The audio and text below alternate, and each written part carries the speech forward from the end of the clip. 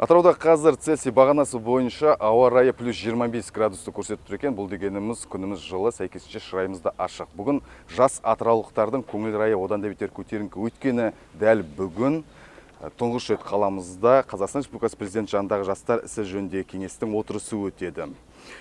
Биыл көшпелі отырыс 17-ші мәрте өтпек. Бұған дейін еліміздің өзге қалаларында өткізілген еді.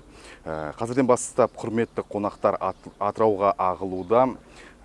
Мақсат біреу, жастар толғандыратын мәселелерді тізбектеп, қорытынды ұсыныс құжатты елбасының алдына жеткізу.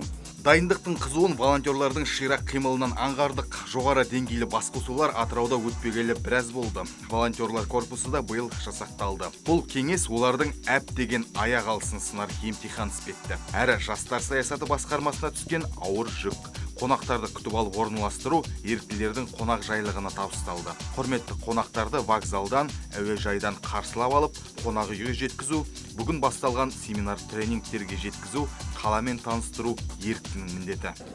Құрметті жас севліктер, дәл қазір мен осы кеңеске атсалысып жүрген волонтер қызымыз Ғалиядан сұхбат алғалы тұрмын. Ғалия алғаш рет құрылған Атырау волонтерлар корпусының белді және белсенді мүшесі. Ғалия, осы кеңестің маңыздылығы сіз үшін қаншалықты? Рахмет, осы бүгінгі кеңес мен үшін маңызы үлкен осы. Өйткені бұл кеңес біз болашақ жастарға байланысты отыр.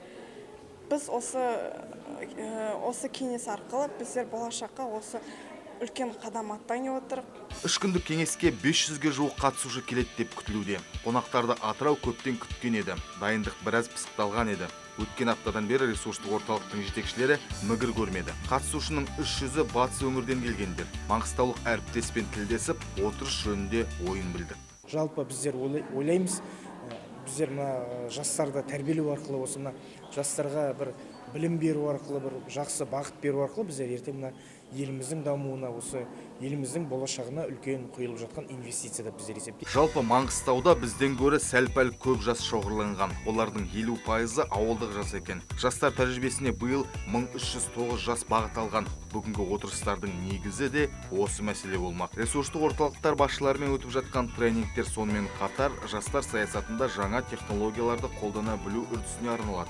Ертеңгі күннің бағдарламасында вице-министрлер, белді мемлекеттік структуралардың жетекшілері жастардың жұмыссыздығы жөнінде сөйлемек. Ертең алла жазса Қазақстан Республикасы президент жанындағы жастар саясат жөніндегі кеңестің отырысы алғаш рет Атырауда өтіп жатыр. Бұл кеңесте қаралатын мәселелер жастардың тәжірибесі және жастардың жұмысқа орналасуы жөнінде болмақ. Алып қосарыңыз болса, естідіңіз бе жалпы кеңес жөнінде? Оқу бітіріп, диплом алғаннан кейін кішкене жұмысқа кіру көбіне стаж дейді ғой, орысша айтқанда, яғни сонысын сұрайды да, көбіне жастардан. Стажың бар ма деген сияқты. Немесе көкесі бір жерде көкең бар ма, танысың бар ма деген сияқтылар ғой, айтқанда.